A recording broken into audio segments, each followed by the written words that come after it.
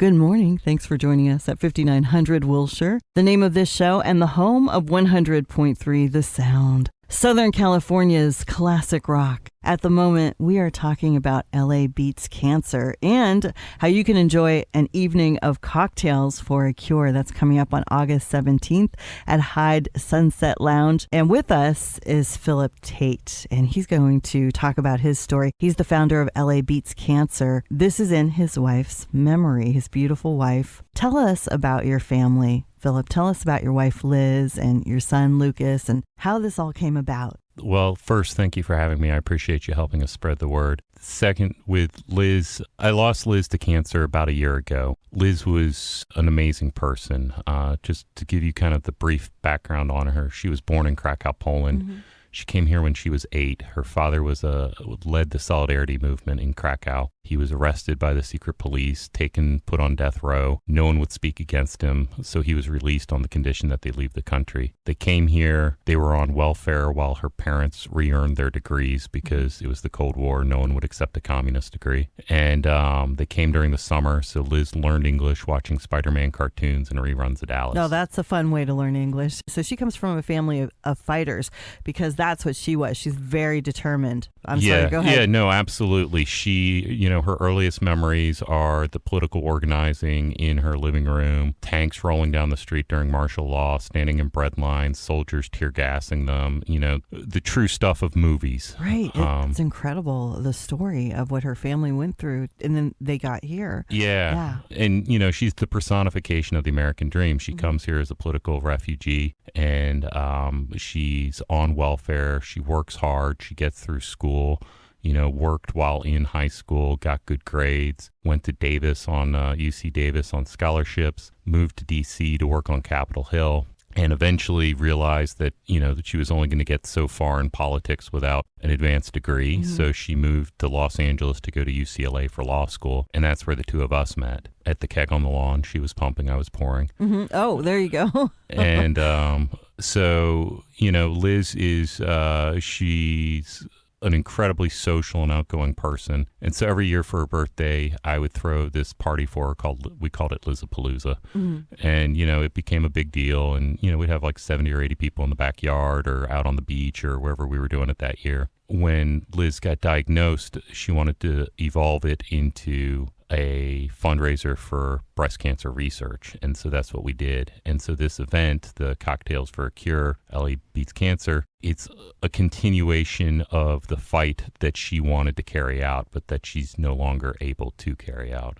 She sounds just so very determined from the beginning, throughout Right. her whole life, the way that she did things. She fought this cancer with everything she had, just like she'd done in the past with everything she did before. Yeah, so Liz got diagnosed in May of 2013, just 100 days after our first and only son, Lucas, was born. And she was diagnosed with stage 4 triple negative breast cancer, which is about as aggressive as a cancer as there is, very low survivability.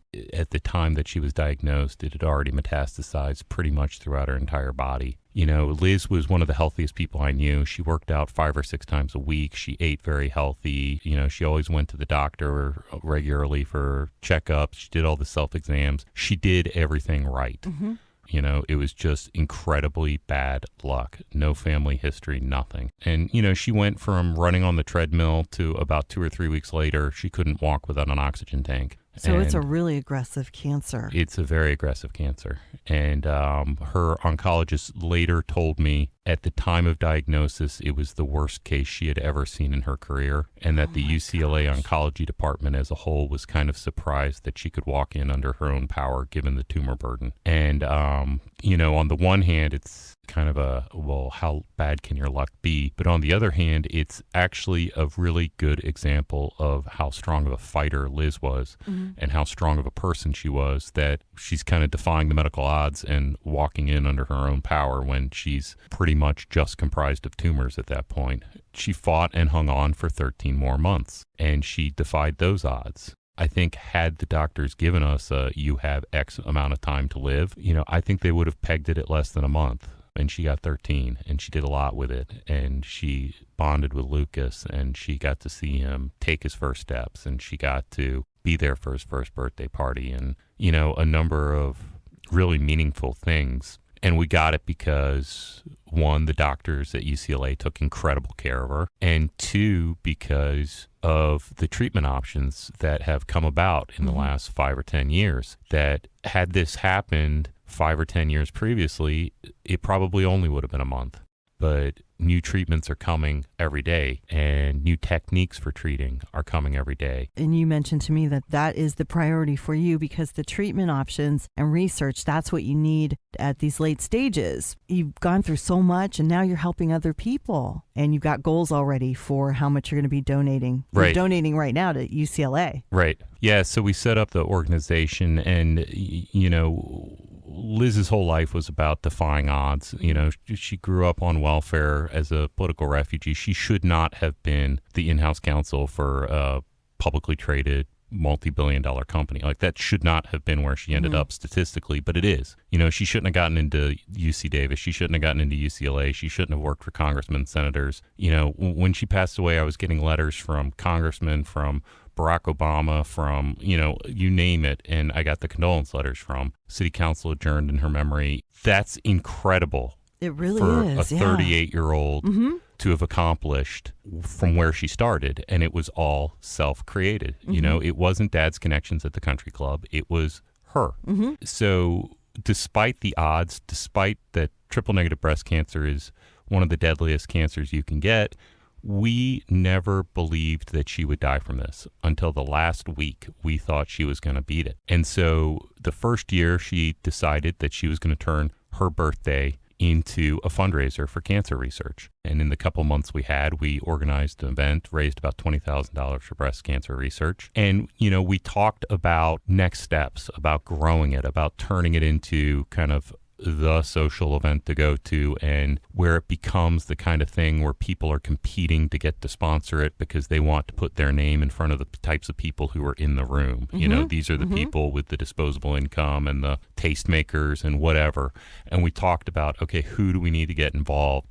And so in 2014, she passed away in June, and I just didn't have the bandwidth to try to do anything that year. But towards the end of 2014, I started talking with some of my friends, and Liz's friends, our mutual friends, and they all said, yeah, we need to try to put this together for 2015. It's what Liz would want, and it's what Liz would do. And frankly, she'd be pissed at us if we didn't. And so we started reaching out to the kinds of people who could help us then get the sponsorships. And, you know, because Liz and I come from a political background, we reached out to the politicians. And I reached out to Mayor Garcetti and all the members of the LA City Council. And it was amazing how quickly and positively they all responded. They were all phenomenal. I don't even know that there was a second of pause from when I asked Mayor Garcetti if he would help to him saying yes. You know? So you have Mayor Garcetti behind this, and then also you've got some council members and Assembly member Richard. Yeah, we've got Bloom. Assembly member Richard Bloom. We've got all of the members of the LA City Council.